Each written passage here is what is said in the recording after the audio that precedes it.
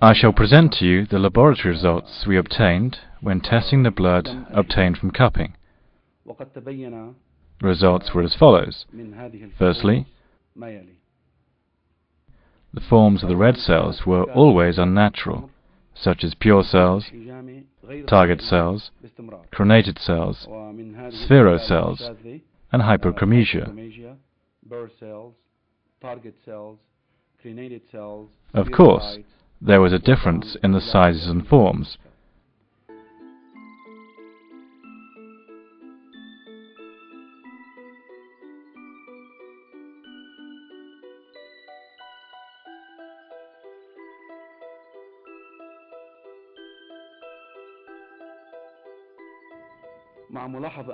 We took blood samples immediately after cutting the skin and before placing the cups so as to avoid the effect of the cup's pressure on the cells.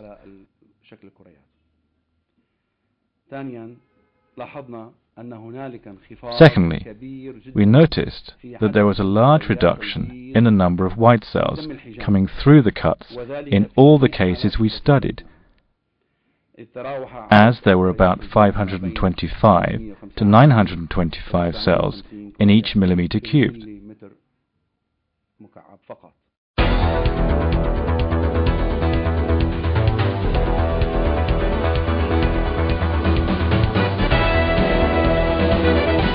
تابعت موضوع الحجامة من أول ما انطلق في الفريق الطبي بال99. I have been interested in cupping since the medical team began to deal with it in 1999. I have contributed to the study through statistical analysis. I have conducted many in-depth research projects and many observations. We performed some research through statistics, for example, on diabetes, as a disease that has innumerable data. I took the ratio of blood sugar and made an experiment of it in the non-independent samples in order to determine the real effect of cupping on the blood sugar ratio. Through statistic analysis, I have found that cupping leads to recovery from diabetes with a significant statistical value. Also, I made a study of the correlation coefficient so as to know if there's any relation between diabetes and cupping. Yes, I have noticed that the correlation coefficient is markedly high. Then I studied the value of this correlation, where I found that it is very high, with the coefficient being at the level of 1 in 1000, with a positive statistic value. This level is scientifically valid to a very high degree. I made some studies related to haemophilia, where I also found that through statistical analysis, cupping is beneficial with a significantly positive value. Some people might wonder about the methodology we employed when conducting the cupping and whether or not the patient kept using medicine after treatment or not. In fact, the approach we adopted was that we allowed the patient to undergo analysis at the same laboratory and with the same apparatus before and after cupping. So, all the factors related to the patient were standardized, except the factor of cupping itself. For example, the patient who had been using medicine before kept using the same medicine. The patient who was on a special diet continued the same regimen. The diabetic patient with high blood sugar, who was not using medicine before cupping, did not use medicine after it, and so on. So, the only factor which changed was the cupping. This way, we were able to obtain the following results. I have personally found that 60% of diabetic patients have been perfectly cured. Most who had sugar blood levels of 300, 400 or 500 decreased to a mere 100. About 20% of patients improved from a level of 400 to 190 to 200. Although this is still sick, it means that the percentage of blood sugar has decreased 50%. Unfortunately, there were 20% of patients who showed only slight benefits from cupping. Therefore, we are doubling our efforts and encouraging fellow scholars and researchers to find out why some patients enjoy the benefits of cupping while some don't. This way, we might be able to help everybody in the future.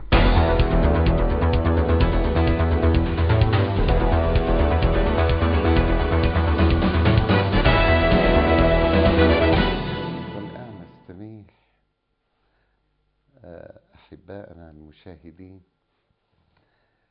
Now, we ask our dear viewers to spend a few minutes watching factual events that occurred in our provinces of our dear country Syria, in which the wisdom of our great scholar Muhammad Amin Sheikho has shone like a star.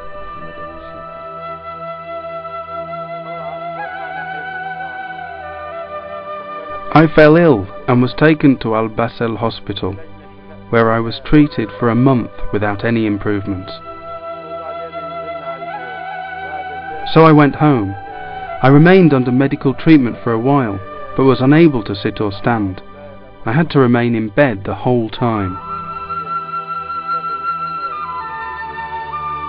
In other words, I was completely paralytic. I could only control my eyes and mouth. For 4 years we tried our best, but everything was in vain.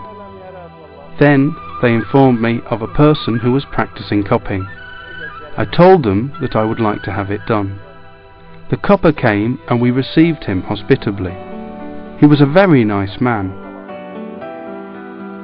I trusted in God and underwent treatment. After 15 or 20 days, my condition improved, and I could stand by myself. Previously, I had been unable to stand, sit, or raise myself. Now I could safely and comfortably sit without trouble. 10 days later, I improved even more, and after 4 or 5 days had passed, my condition was better still.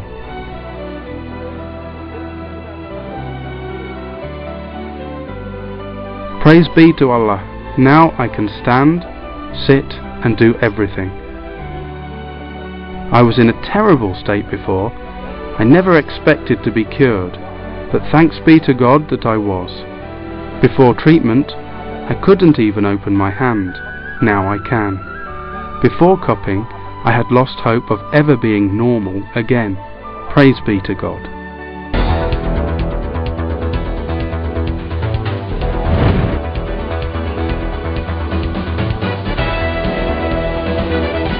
تفيد الحجامة كثيرا في تخفيف ضغط الدم وسكر الدم.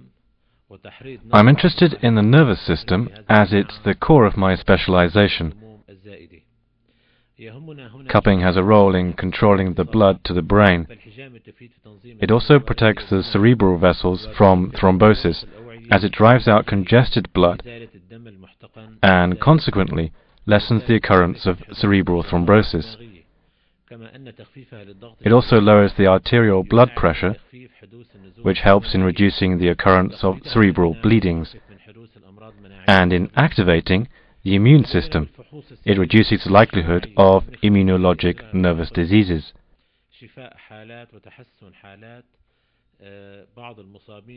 The clinical, radial and laboratory physical tests performed by our medical team showed the improvement or recovery, after cupping, of some patients affected by paralysis due to compressions in the spinal column or from cerebral infractions.